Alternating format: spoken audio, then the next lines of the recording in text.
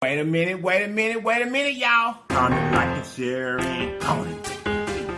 Comment, like, and share, and The comment. boy done switched up on you. Comment, like, and share, and comment. Comment, like, and share, and comment. Comment, like, A and lying to share, me. and comment. And I know you lying. Comment, like, and share, and Period.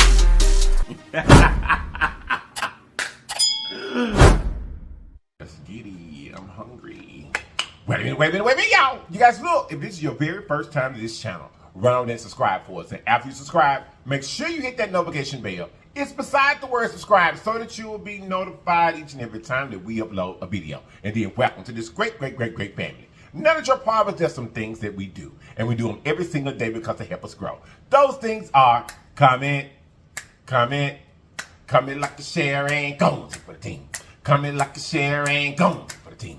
Comment, like a share, and don't forget to comment, like a share. Comment, like a share. Comment, like a share. Don't forget to comment, like a share. Comment, like a share. Comment, like a share. Don't forget to. Don't forget to comment, like a share. Okay, you guys, check this out. We're going to pray, and we're going to get into the goodness. Here we go.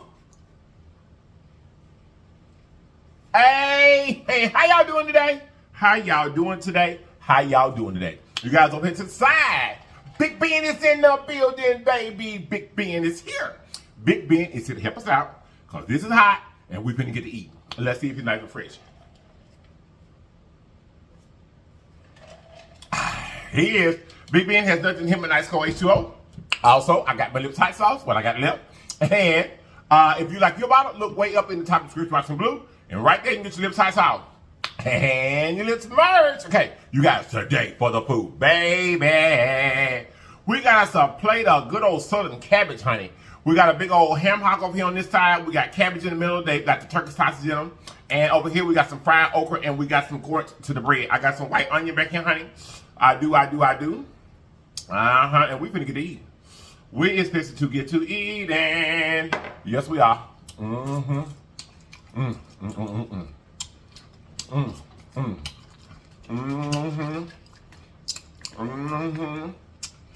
We had that turkey sausage. And when we had that turkey plate, and we put that turkey sausage in them cabbage, baby, that was good. And so it's back. And y'all know, I love me some fried okra. Now, this hot now. I'm trying to get my hot sauce stuff all mixed up in here. And everything, and my cornbread. It's hot. Whoo, hot. Get your bite quickly, it's hot.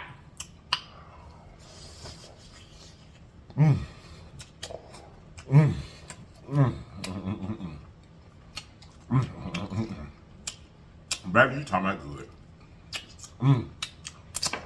You talking about good.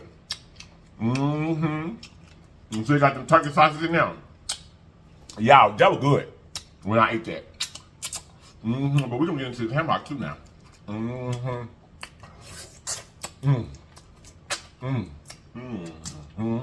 We definitely finna take this ham hock loose. Oh, yes, sir. Yes, look at that ham hock meat. Yes, sir. We finna. Oh, glory. Woo, it's hot, y'all. I got me some fat up in them. Look. So we're gonna take this ham hock up here and get it all up in these cabbage. With them onions. Come on, cornbread. Ooh, y'all, this how you eat cabbage, baby. Ooh, y'all hold up. Where my meat at? I want to give you another bite, but it's too hot. I want to give you a bite with a piece of the ham hock on the front of it so you can get you a piece of that ham hock. Get your bite. It's hot, though.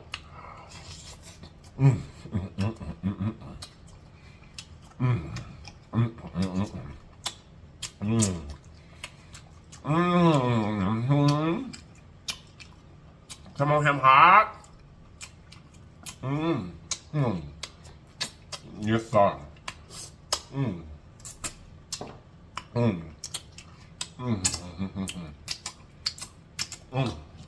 Y'all, we have a conversation today.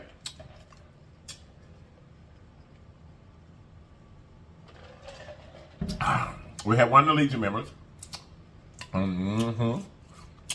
Sent me an email. And gave us a conversation today. She didn't say give her name, so I won't. But I thought it was very intriguing what she wants me to talk about and give my opinion on. And that is when their parents, mother and father, that are co-parenting children, or even if they live in the same house, but the way that she presented it was like co-parenting. Where one parent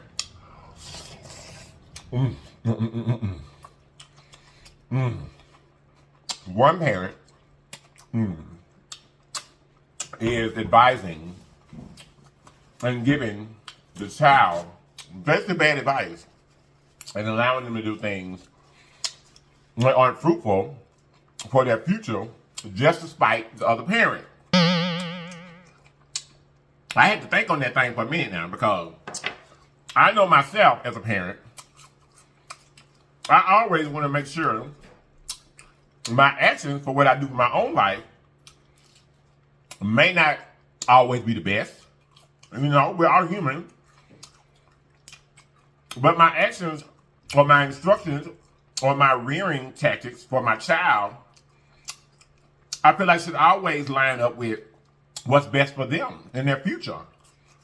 It definitely would be anything that's targeted toward trying to hurt another individual that I'm not with anymore. And that's the thing, y'all. A lot of us, and they say men, but I'm gonna tell you something, women is just as bad. A lot of people, if they can't have the person that they made the baby with, they do stuff like this.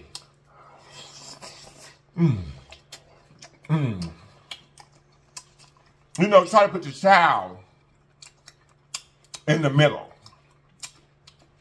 But in this case, she's saying that the child is being raised in a way that is detriment, or that has detriment to the child's future, just to try to get back at the other person, the other parent.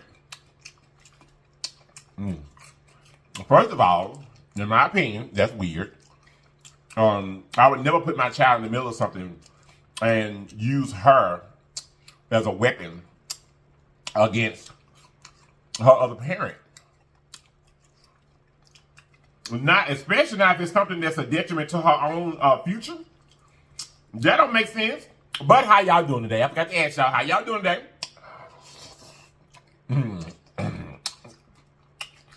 Y'all, I think for me,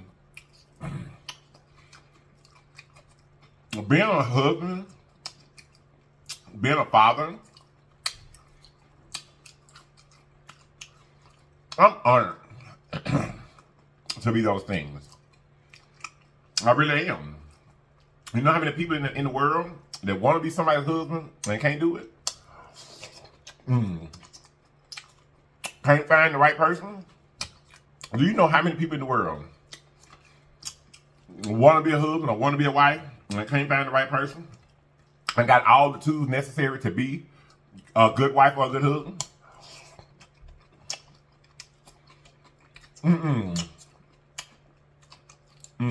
I'm honored that God blessed me with a beautiful, gorgeous young lady.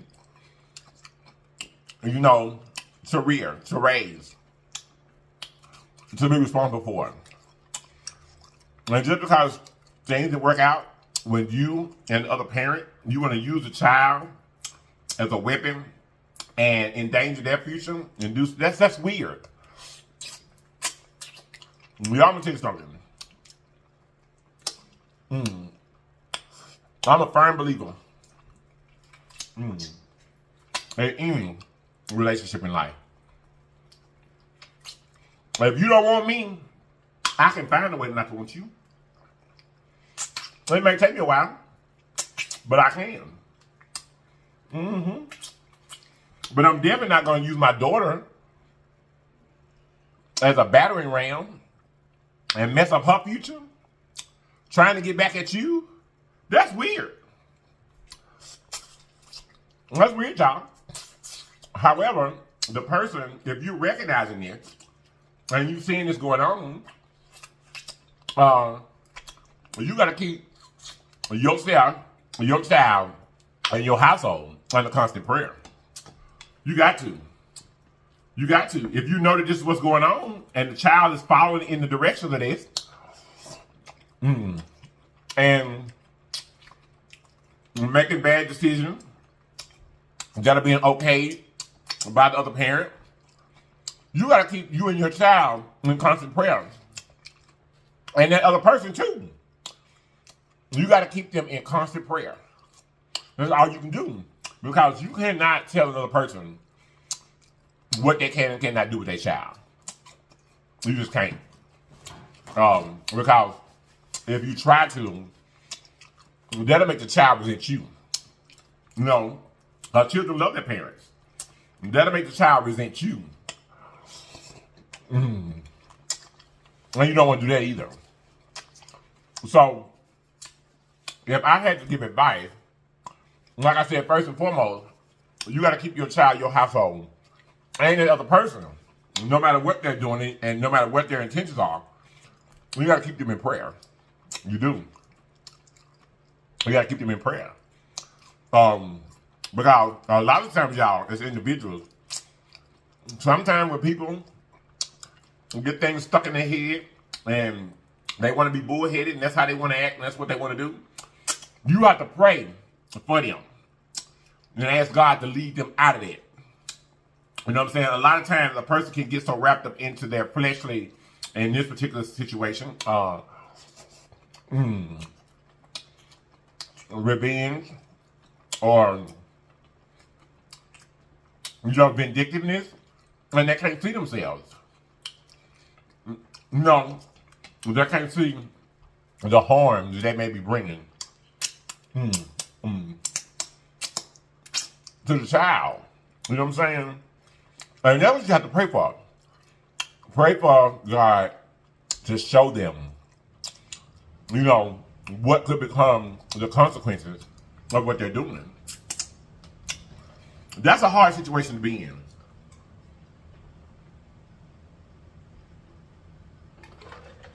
That's why I say a lot of times, people that you love, you have to pray for them.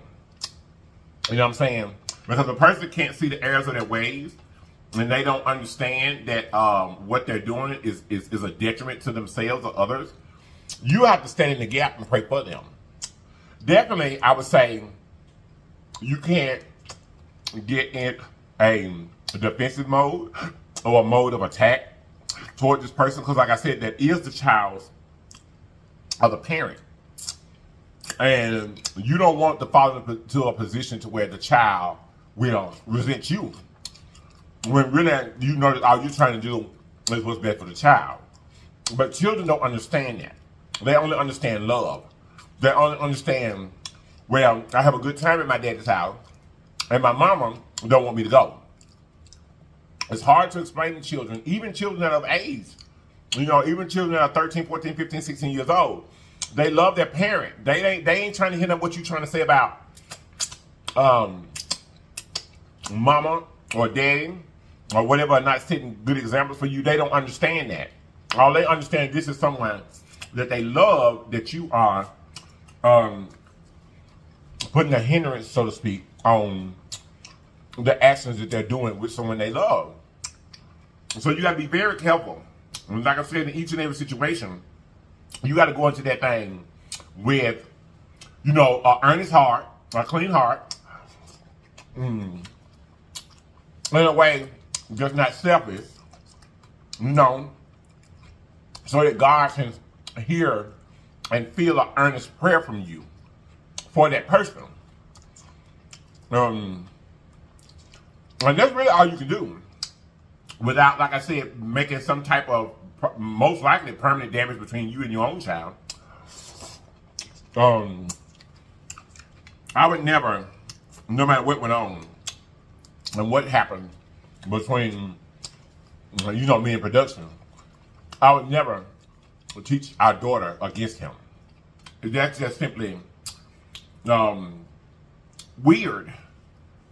How can you share a child with someone, rear them in a loving way, until they get to a certain age, and then you, the grown people, can get along. And now the child is supposed to choose sides? No. It don't go like that. You know, grown people should be able to be grown, you know?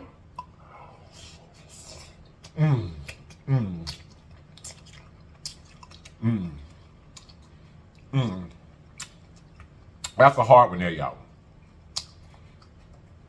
To know that the other parent of a child is doing things or teaching them in a way or allowing them to do things in a way that could be harmful to them just to spite you or the other parent. And that's why you gotta be careful now. Baby, you have to be careful who you have children with. You really do. And I know people change, but you know, there's some qualities of a person. At some point, I guarantee you there was a red flag there somewhere. It had to be. People don't change like that overnight. There had to be a red flag there somewhere. To give you some type of indication that this person might would turn out this way. You know, but now that you're there, I understand you can't go back in time. I get that.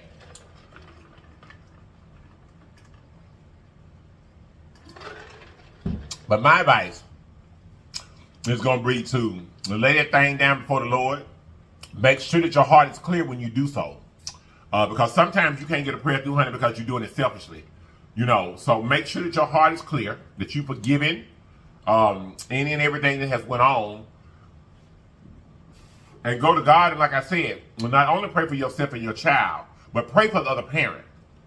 Pray that God shows them the error of their ways before something terrible happens.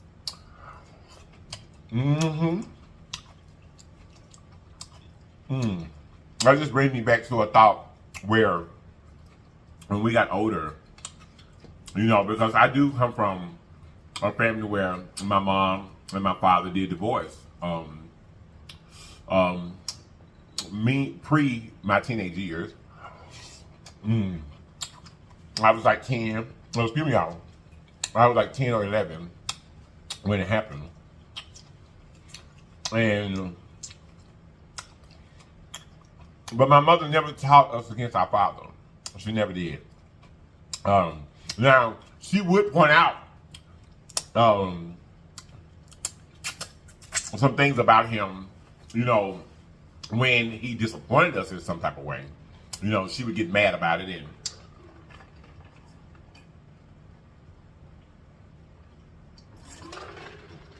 you know, and tell us stuff like, see there, y'all give me so much, you know, grief about the things that go on here, or about the way I try my best to raise you by yourself. But your father doesn't have to live up to the same standards, you know. She would say stuff like that, but she never would talk down on my father, you know, in ways that would,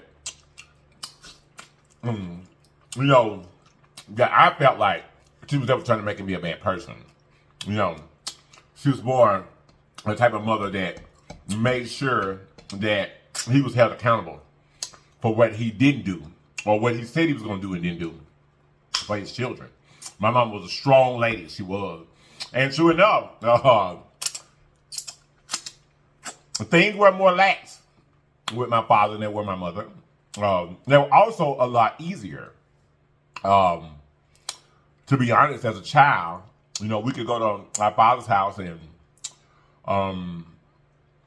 I guess because he was a truck driver and was mostly preoccupied with things at times, we did have much more freedom. He lived in a different city from my mom, so we had our own set of friends and devilment and misbehavior to get in there. But he still, you know, raised us in a manner of like a parent should. You know, in my mama's house, baby, street light better not caught you. Or if it did, the next day you would have been scared to go out there. You would have been scared to even be close to the street light. You come home an hour and a half, 2 hours early that second day, if that street light messed around and caught you. And in my father's house, as long as you would call, and say I'm on the way, or I lost track of time or something. It was a lot easier with my father than it was my mother. But the structure that both of them had together, they were in the same lane. You know what I mean? Like, I think the parents should get together as grown people and decide what's best and what's the best lane for the child. And that should be common sense. And I think regardless of whether you're together or you're apart, even if the child is being reared in two different households, the lane that you're going through with trying to make the child be morally sound and be responsible and have, good hygiene and have good thinking processes. All those things should be together as parents, regardless of whether it's at this house or this house. You know, maybe your curfew at this house is 8:30 and your curfew at this house is 9:30. But both of those curfews should be something that should be, that would produce, what's the word I'm trying to say? A good outcome in the raising of the child. It should never be that I don't feel that if a child has to go to school and you're at this house, the curfew is 8:30, and they got to go to school, and at this house, the curfew is midnight. That's not working together.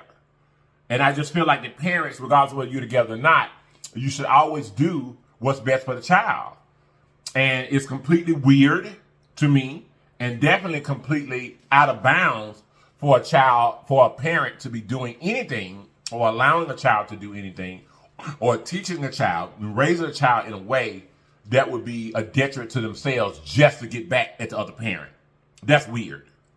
Because is it that important for you to get back at the other parent that you would sacrifice what you should be giving your child? Because once that child's got past that age where you have had time to give them that morality or for them to learn certain things, you done lost that. You've lost it. If you don't make a child say yes sir and no sir to you until you try to, let's say from the time that they're small and they get 7, 8 years old, you can forget that. You can forget it. They're not going to say yes sir and no sir to you if you don't try to implement it until they're 7, 8 years old. That's not happening. You can forget it. You done missed that window. You know? You have.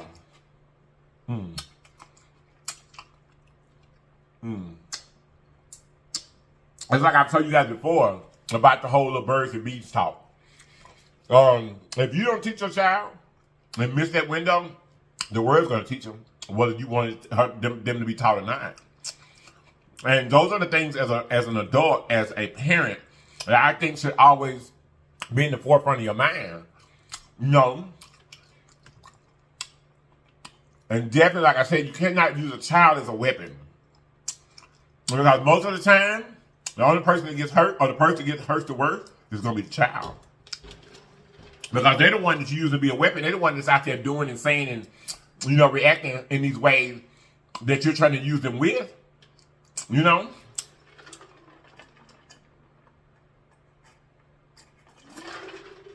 If you use a child as a weapon, you need to find something better to do with your time, because you're not being responsible as a parent and doing what's best for that child. Because if you teach a child to be disrespectful, just say if it's the father.